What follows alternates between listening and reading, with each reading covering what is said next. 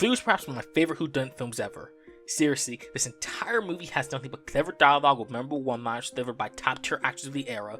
The comedy is subtle and clever, and really delivered well when put in the backdrop of a murder mystery. And above all else, it does a perfect job of making a true mystery movie just based off its simple source material. If you can't tell already, this movie is based off the board game of the same name. We usually get flack to video game movies, but I feel there's a whole genre of board game movies that haven't been fully explored to its fullest potential.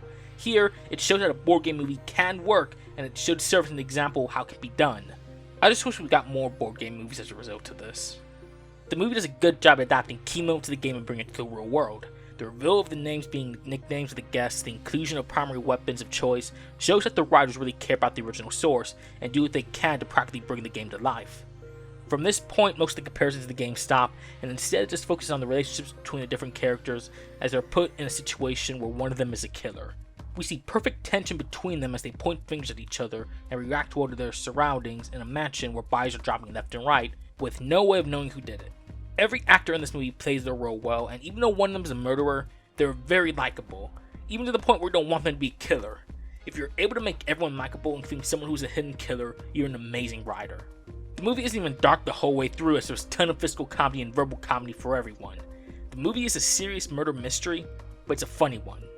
I also feel this film was a catalyst to interactive moviegoing as well, as there are 3 different endings you can choose depending on the movie theater you went to at the time.